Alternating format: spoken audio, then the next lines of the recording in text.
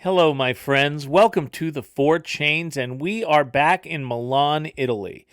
Now, what you see here is the reason why a lot of people criticize Milan. It is a big city and lacks some of the charm of other Italian cities, and that is legitimate. But what is not legitimate is thinking you shouldn't go there because Milan has some of the greatest museums in the world.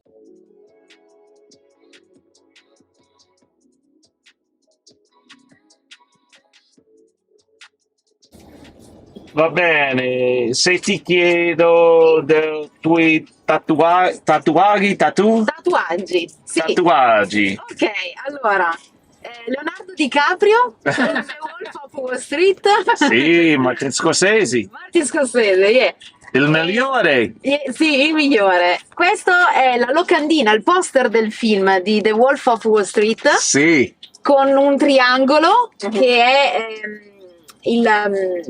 rappresenta i segni d'acqua zodiacali, perché io sono Scorpione, Scorpio. sì, sì, È un segno d'acqua. capisco, Ok, poi un corvo, è uno dei miei animali preferiti. E questo qui è l'intro di una canzone a me molto cara, La Mi Sorre, sono 4 note al pianoforte. ok, that's your song, her favorite song, E questo Aut Caesa Aut Nihili è un motto latino che significa o Cesare o niente, in onore di Cesare Borgia, sì, una figura storica che a me piace molto. sì, mi piace la Borgia, Sì, sì, sì, sì. E questa striscia è una cosa estetica, diciamo, mi piace. sì, just because it looks, Esatto. oh, ok, Questo è un nome in ebraico. Ok. Anna, in ebraico. Anna, E Anna, ma il tuo nome è Laura, Laura. sì, Anna, sì, una persona a me molto cara. oh, E ho tatuato il suo nome in ebraico in Israele, a Tel Aviv. L'ho tatuato lì. capisco, sì. E poi questo, Agi di Gadu, alla gloria del grande architetto dell'universo, che è un motto massonico, della massoneria, ehm, la prima massoneria, diciamo, nel 1700. E poi abbiamo da questo lato il 1769, Sì. l'anno di pubblicazione di uno dei miei romanzi preferiti, Le relazioni pericolose di Chauderlot de la Cloix. 2 strisce anche queste estetiche. Insorgere, che è una parola che mi piace molto. La chiave di basso perché suonavo il pianoforte. E This War Is Ours è il titolo di una canzone. Finish. Molto bene, grazie. If you recall cab ride this morning, you'll see that today has been full of Leonardo. We began the day with a woman obsessed with Leonardo DiCaprio, and we're ending the day with Leonardo Da Vinci.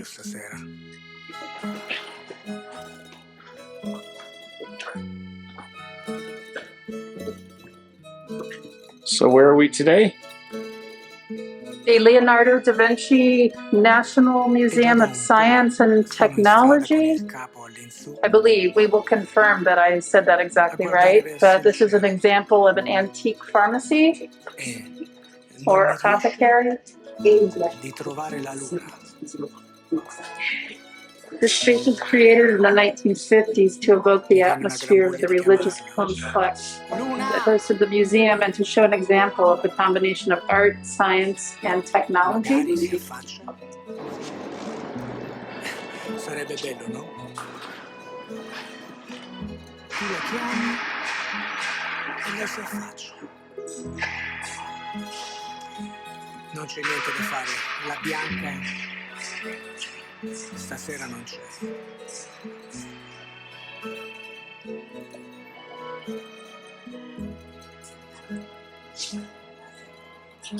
Al suo posto. Of course, this is the real reason I came here. The very first walk-in used by Tom Monahan for Domino's Pizza. Actually, it's the first refrigerator. Like I say, this is why I came here, the first refrigerator. Una fisarmonica. Another huge moment in restaurant history for my friends who live in Seattle with me. This is the very first bag that delivered coffee to the very first Starbucks at Pikes Market, I think. Actually, it was literally a bag for shit. Di una casa, Fertilizer's out. poi di un'altra.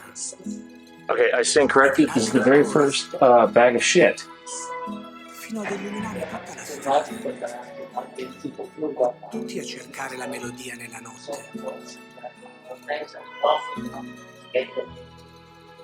Anche un bimbo dal suo balcone guarda in su, fino a quando sua madre lo richiama in casa. E così le finestre tornano ad una a dormire. Okay, so here's interesting. We've all seen spacesuits like this in the museum, but this is the first lingerie that was worn in space. Fishnet from top to bottom. Boom. Actually, you're half right. Oh, It's underwear. okay. Your spacesuit for when you leave the spacecraft. So I'm going to chalk that up as 100% right. What we have here, I've started to read. What we have here is an actual piece of the moon. It was gifted to an Italian astronaut and is now in the museum.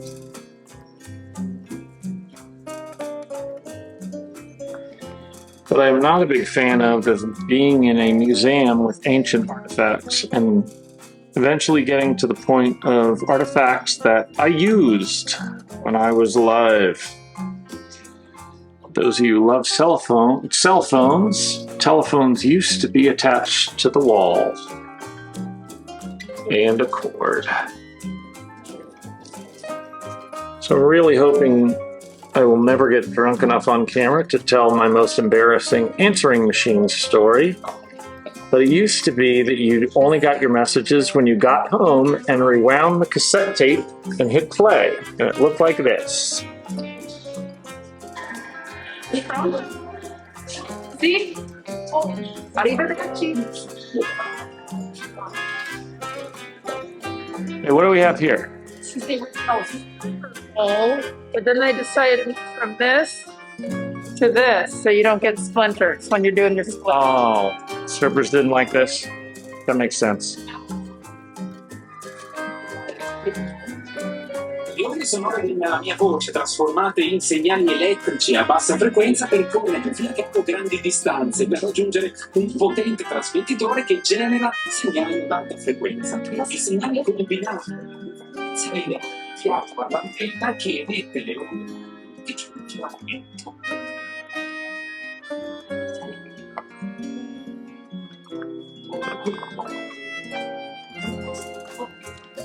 This is the famous submarine Totti, which is a new submarine that the Italians had built during World War II, and they had to cease production of it because the winners go the spoils.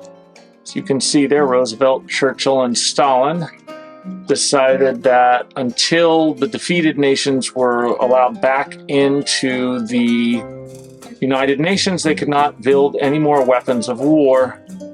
But both Italy and Germany obviously were let back into the United Nations, and the submarine could be rebuilt. We make mistakes, so you do not have to. So what we're in here right now looks very fancy, but it's just a courtyard of an apartment building. We are going to the Risorgimento Museum, and we found the metro stop and decided to take it. But once we got down into the metro, we realized it was only 3 stops. Now, in the United States, 3 metro stops is a significant length of time, but in Milan, it's not. It's known as having the best metro system in the world, and the stops are very quick, very short together. And when we got out of the metro, we realized we could have walked just 1/2 of a mile and gotten here in less time, and of course it would have been free. But instead, we paid €4 to take the metro, and it took a lot more time. So now we're taking you to the museum. Video here, please. Okay. And also, we just got kicked out of that beautiful courtyard. Yeah, apparently that was a private courtyard, but it is what it is. So when you think about Roman history, Italian history, you think about when the emperors started, Julius Caesar and Augustus Caesar, when they conquered Egypt Italy became the most powerful country in the world, and to date, still the most powerful in relation to other countries in the world that any country has ever been. You may also think of later the Medicis and Florence, Michelangelo and Da Vinci and all of that. And another important thing that people don't know about as much is when Italy actually became Italy.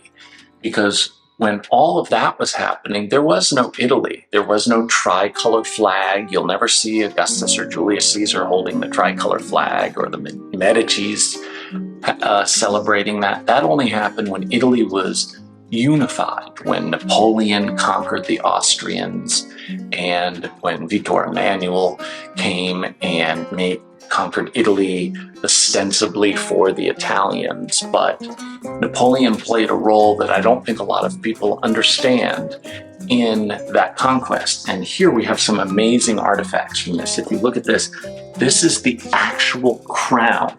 I know most people think about Napoleon as the King of France, and of course he was that, or Emperor of France, but this represents when he became the King of Italy. That's the crown they put on his head. It's not a gigantic crown, but as you know, Napoleon was famously not a gigantic person. And then these three gold implements are considered hands of justice. You've got the staff, that hand is made of ivory, and then you've got this other bejeweled staff on top. Right now, the robe that they presented him with, which was tradition when somebody became a king, you could certainly picture a lot of movies and TV shows where it's draped over the back of your shoulder. That is being restored. You can see the sign where it looks at, so we can't see it. But this is just an amazing piece of history that is not as much time is spent learning about when you're in school and studying Italian history. And it's something I'm not as familiar with, so I'm anxious to learn and see the other stuff in here. You know, it's funny because 100% of historians think that the most important moment in Roman history, maybe even the most important in world history, is when Augustus Caesar defeated Cleopatra and Mark Antony at Actium, thus creating the Roman Empire, which changed the world. I would argue this is in competition for that historical significance. All of what we've seen in the museum so far celebrates Napoleon, one of the greatest generals of all time, his amazing wins under unbelievable odds, unbelievable conditions. And as they say, everybody has their Waterloo. And this was Napoleon's Waterloo. This was when Napoleon was finally defeated, and it was over here. And what's most important about it is this inspired the song that won ABBA the Eurovision contest, and ABBA wound up selling 400 million albums. And in fact, even today, their avatars are going to go on a worldwide tour. So I would argue this is almost as important. Waterloo. Gonna get kicked out. Here at the Sforza Castle. It's enormous. We're just getting ready to head inside. There's museums within museums here. This really is your quintessential castle. You've got the drawbridge with the gate that comes down. You scan over here, you see the tower. And of course, every proper castle has to have a moat.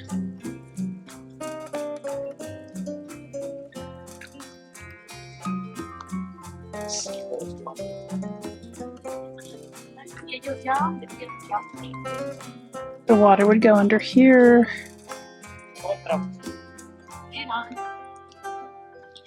And you can see how it would surround the castle all the way around.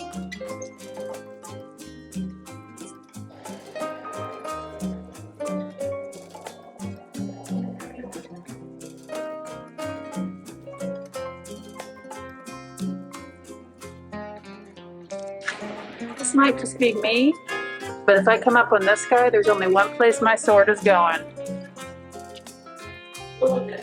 I'm guessing there. That's the spot. So there are a lot of fun debates. Most of them are sports, but then you have other ones one debate probably is not who's the greatest artist who ever lived. It is Michelangelo. And you might be looking at this and say to yourself that this does not necessarily make the case. However, like the Sistine Chapel or David, but what makes this historically significant is this is the final piece of artwork that Michelangelo ever made.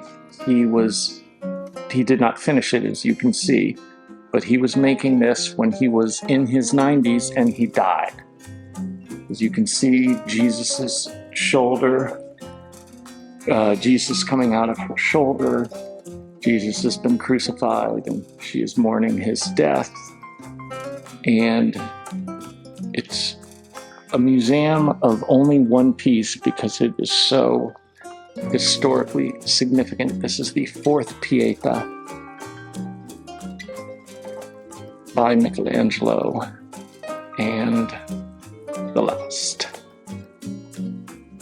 And this is the altar on which the Pieta originally rested. And it existed on this until the early 1900s. And it is not known what happened to it, but it was discovered subsequently and is now in the same museum. This is the first known sculpture of Wilson Phillips. Someday somebody's gonna make me want to turn around and say goodbye. 2 words. Lorena Bobbitt. Uh-oh.